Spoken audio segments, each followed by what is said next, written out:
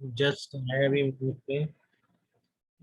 radiation corresponding to 3 to 2 transition of a hydrogen atom falls on the gold surface to generate photoelectrons। समझ रहे हो कौन सी radiation कर रही है? जो 3 से 2 का ट्रांजिशन हाइड्रोजन एटम का हो रहा है, तो जो फोटोन जनरेट होते हैं वो गिरते हैं, ठीक है ना, सरफेस पर।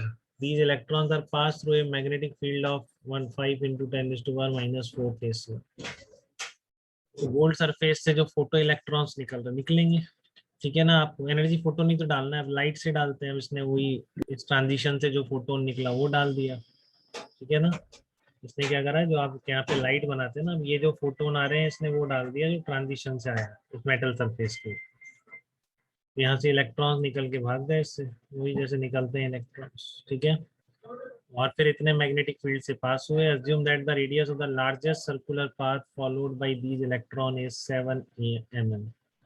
लार्जेस्ट सर्कुलर पाथ का क्या मतलब हो जाएगा बताइए? लार्जेस्ट सर्कुलर पाथ, इसका मीनिंग समझ हाँ कि mv/qb होता है ना, तो सबसे ज्यादा स्पीड से जो इलेक्ट्रॉन यहाँ से निकल रहे हैं, ठीक है, सबसे ज्यादा स्पीड। हाँ, तो रेडियस इलेक्ट्रॉन इज 7 mm। तो ये आपको आर दे दिया तो कुछ बचा नहीं, बेसिकली आपको लग रहा होगा कि यहाँ से हम निकाल लेंगे।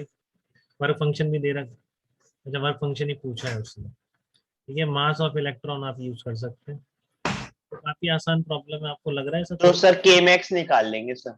हाँ सीधा, तो ऐसे V से प्रॉब्लम्स आते रहे काफी। भी निकाल के आ जाएंगे।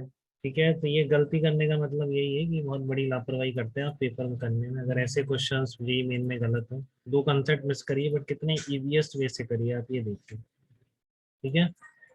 तो आपका क्या आ जाएगा यहाँ पर? देखो एनर्जी आप निकाल लो पहले फोटोन की, कहाँ से कहाँ ट्रांजिशन है, 3 से 2, तो 13.6 1/4 माइनस 1/9, ठीक है ना। 13.6 इंटू Z² / n², ठीक है ना। 13.6 इंटू Z² / n², ये एनर्जी होती है।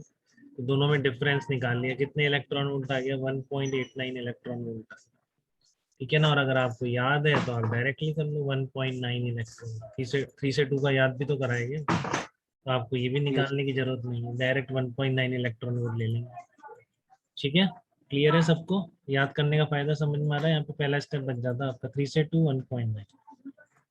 बस फिर आपका radius is equal to mv/qb।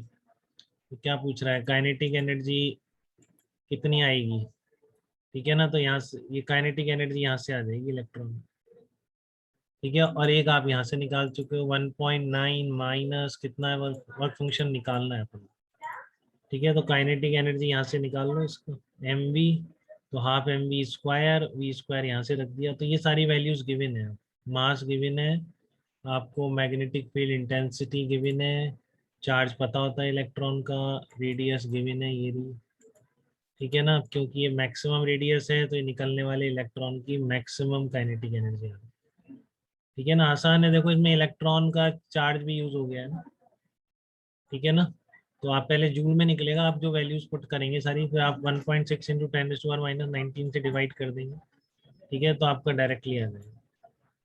Calculation में मत जाना, अपने आप करना है, कुछ बड़ी कैलकुलेशन नहीं है, कर लेंगे आप, ठीक है। तो ये आपकी मैक्सिमम काइनेटिक एनर्जी आ गई। तो फिर पता है आपको कि maximum kinetic energy 1.08 will be is equal to energy incident 1.9 minus 5, ठीक है। तो 5 कितना आ जाएगा? 1.9 माइनस 1.08 आ जाएगा। बहुत ज़्यादा सिंपल है, आपको बस इस मैक्सिमम काइनेटिक एनर्जी रेडियस से मैक्सिमम काइनेटिक एनर्जी निकाल लिया आपने, जो यहाँ से इलेक्ट्रॉन बाहर निकले थे बस, ठीक है। और फिर आपको ये पता है अच्छी तरह, ये हम फोटो इलेक्ट्रिक में पढ़ चुके हैं, गिरने वाला, ठीक है ना, -5 equal to maximum kinetic energy of electron coming out. Clear है सबको? कोई दिक्कत तो नहीं?